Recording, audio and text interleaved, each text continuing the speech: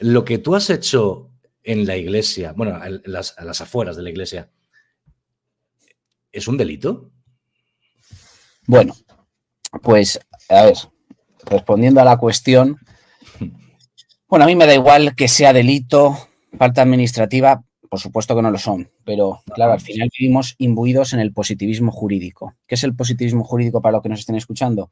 Es aquella, pues es una teoría jurídica que arranca de Kelsen, por ejemplo, el jurista Kelsen, muy conocido, según la cual lo justo es lo que dictamina el legislador, ¿no? Es lo que se dictaminan en las leyes positivas, lo que supone un abandono total y absoluto del derecho natural, ¿no? Es decir, aquellas cuestiones según la cual, independientemente de lo que diga el legislador, que el legislador, pues me da igual que sea uno o muchos, que sea un parlamento, que sea un soberano absoluto, ellos no son capaces, ellos no son quienes para dictaminar lo que es verdaderamente bueno, ¿no?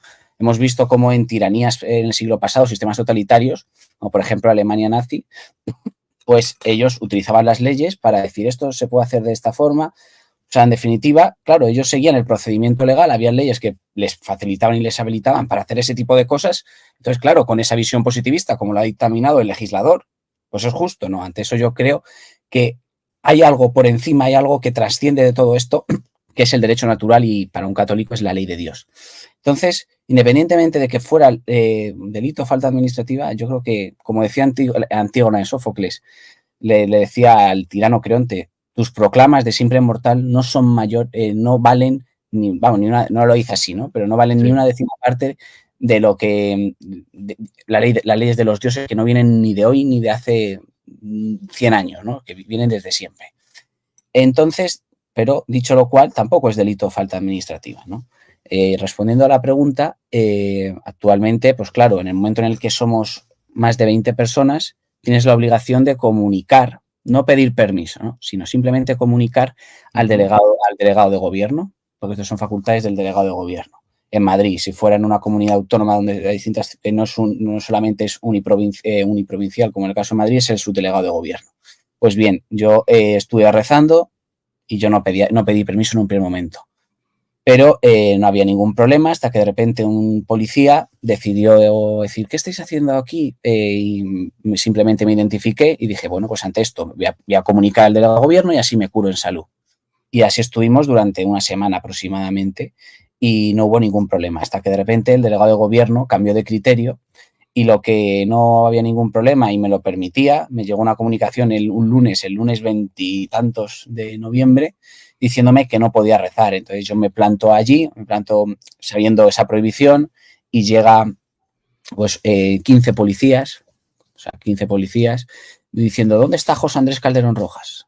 Entonces digo, yo. Entonces me acerco y me dicen que, bueno, dicen, supongo que sabrás, que encima me la mandaron a las 6 de la tarde, ¿no? Cuando el rezo era a las 7, es a las 7:30, o sea, sin más maniobra ninguna.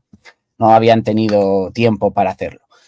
Pero bueno, en definitiva, me vienen y me dicen, no sé si es consciente de esto, pero hay una prohibición del delegado de gobierno, entonces si procedes a rezar, vamos a interrumpir el rezo, vamos a multar a todas las personas. Entonces yo en ese momento, fue complicado, decidí pues no rezar ahí, sino bajarme a las un poquito más abajo, a la calle Pintor Rosales, en el paseo de Pintor Rosales, y lo denuncié todo en las redes sociales lo que había sucedido. Pues tras eso, pues mucha gente salió en apoyo y bueno, yo me jugaba mucho porque mi futuro profesional también está en juego, porque yo me encontraba opositando para inspector de policía, sabía que si iba a ir me iban a multar, pues tenía que empezar a pensar en dedicarme a otra cosa. Pues tras todo eso, ¿qué sucede? Sucede lo siguiente, que llego a mi casa y claro, muchísima gente apoyando. Entonces, al día siguiente digo, ¿yo qué hago? ¿Vuelvo a ir a San Pintor Rosales o al Santuario Mariano? ¿No? Porque al final estamos rezando en las puertas de un santuario dedicado a la Virgen María. ¿Qué mejor lugar para rezar el Santo Rosario que allí? Que encima luego, si me permites, quiero contar una historia de lo que sucede dentro de ese santuario que pone los pelos de punta. Claro. ¿Qué sucede? Que yo llego a mi casa y pienso, analizo y digo, ¿qué hacer? ¿Rezar o no rezar? ¿No? Entonces, claro, ante eso, un católico ¿a qué debe de recurrir? Debe de recurrir tanto a la Biblia, por supuesto, a la doctrina de los padres y doctores de la Iglesia y encíclicas papales. y hacer una reflexión con Dios, ¿no? Y la respuesta es clara, porque se dice en las propias escrituras. Hay que obedecer a Dios antes que a los hombres.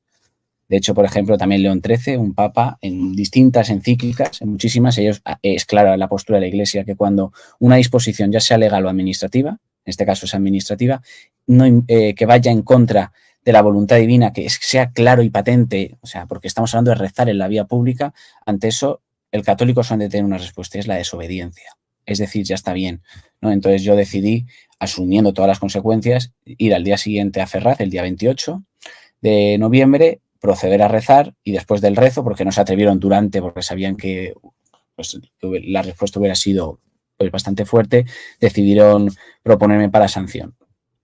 Y tras esto incluso pues yo llegué, la prohibición la recurrimos al Tribunal Superior de Justicia de Madrid, que tuve que acudir y de urgencia, porque esto se tramita por un trámite de urgencia en la vía administrativa, en la vía judicial, pero dentro de la ley de la jurisdicción contencioso administrativa.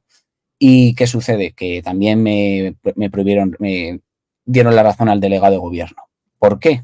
Porque según el delegado de gobierno, claro, yo en ese momento yo utilicé la vía de urgencia, ¿no? Porque existen dos vías, la vía ordinaria y la vía extraordinaria. La vía ordinaria es de 30 días y si es un plazo de un día, porque no, si es de menos de 24 horas no se permite. Pero si es de un día a 9 tienes que pedir la vía de urgencia. Entonces, claro, la propia asistencia a la manifestación es un motivo de urgencia, la propia realidad política y social y religiosa es un motivo de urgencia, porque en ese momento estaba tramitando la ley, estaba la investidura, la ley de amnistía, las negociaciones. Y por otro lado, además, que esto hay una clara, hay doctrina y jurisprudencia al respecto, donde en un caso muy similar que se produce en Hungría en el año 2007, el Tribunal Europeo de Derechos Humanos dijo que por motivos de urgencia no es un motivo suficiente para prohibirte, es decir, utilizar ese subterfugio legal, porque al final lo que hizo el delegado de gobierno es utilizar un subterfugio legal para prohibirme. Entonces considera que no es un motivo suficiente. Para ello tiene que haber un problema de orden público, literalmente, un problema de orden público. Entonces yo me pregunto aquí, un rosario que se lleva rezando durante 15 días y no hay ningún problema, y además estamos hablando de rezar un rosario, ¿qué problema de orden público genera? ¿No? Al final, el delegado de gobierno vestido de tirano, porque vestido de tirano se cree y creía con capacidad de dictaminar si se puede o no rezar, un delegado de gobierno, por otro lado, que es conocido por ir a clínicas abortistas, como por ejemplo la clínica Datos, a decir que quieren perseguir, identificar, incluso meter en la cárcel, ¿no? Porque existe un artículo que hubo penal, el 172 quater, mediante el cual pues puedes llegar hasta ir a la cárcel por rezar ante una clínica abortista, si lo quieren interpretar como tal. Esa es la situación de nuestro país. Pues claro, el delegado de gobierno es conocido por ir a esos centros del mal, ¿no? Porque al final el aborto es el genocidio de nuestro tiempo, es la mayor vergüenza de la que dentro de 100, 200 años, si lo veamos en retrospectiva, diremos, madre mía. De la misma forma que los gladiadores, ¿no? Hoy vemos a lo que sucedía en el Imperio Romano con los gladiadores y lo vemos como una barbaridad. Pues eso pasará con el aborto, no tengo ninguna duda. Entonces, y volviendo al tema, el delegado de gobierno pues se creía con toda la capacidad esa idea del positivismo jurídico según el cual el legislador, bueno, en este caso no es ni legislador, forma parte del poder ejecutivo, pero se cree que es un tirano cualquiera que puede permitir si rezar o no, y para eso utiliza la ley, la malinterpreta y la utiliza a su antojo. Pero bueno, ya aviso que ya informaré en la semana que viene, pero bueno, puedo decir por aquí que esto no va a quedar aquí y la prohibición que hizo el delegado de gobierno y el Tribunal Superior de Justicia pues se va a recurrir y no vamos a dar ni un paso atrás en la defensa de la fe y llegaremos hasta el último momento.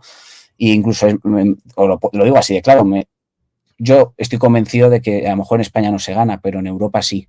Y es más, aunque en Europa no se gane, sabiendo cómo está el sistema, donde el sistema está trucado, donde al final no impera el bien común, ¿no? Sino son los intereses de oligarquías, pues también me da exactamente igual, ¿no? Porque al final la verdad no depende de lo que te digan los tribunales terrenales. Al final lo único que importa para un cristiano es lo que hay allí arriba, ¿no? Lo que hay en el cielo.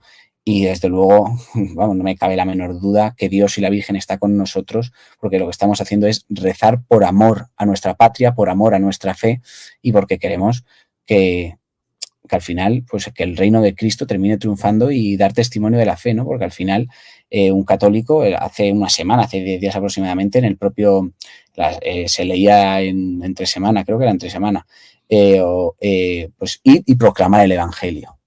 Al final, los católicos estamos llamados a dar testimonio de nuestra fe, a expandir la promesa que nos hizo el Señor, que nos hizo la Virgen María, y defender nuestras raíces y defender nuestra religión, porque es que es lo más sagrado, no es lo sagrado, no es lo más sagrado, es lo sagrado y es nuestra razón de ser. Estamos llamados a, pues esto, a vivir en este mundo en peregrinación para ir hasta nuestra verdadera patria, como decía San Agustín, que es el cielo. Y nos lo tenemos que ganar con acto.